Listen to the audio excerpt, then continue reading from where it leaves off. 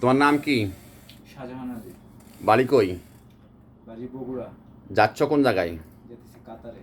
কাজ কি? ইলেকট্রিশিয়ান। আচ্ছা, তোমার মূলত ফ্লাইট ছিল কবে? আমার ফ্লাইট ছিল 22 তারিখে। ওই দিন যাওয়া হয়নি কেন?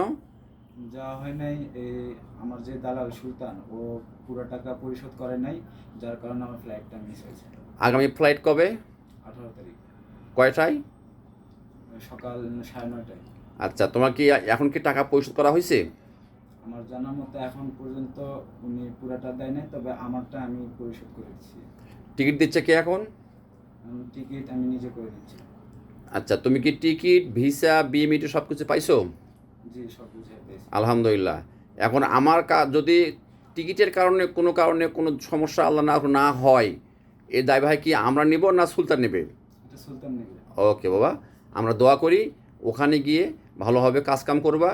যাচ্ছ কষ্ট করে, প্রথম ফ্লাইট মিস করছো, যেন দ্বিতীয় ফ্লাইটটা কোনোভাবে মিস না হয়, আল্লাহর কাছে দোয়া করি। ঠিক আছে, যাই ভালো থাকো। ফি আমানিল্লাহ। আসসালামু আলাইকুম। বুঝছো বাবা?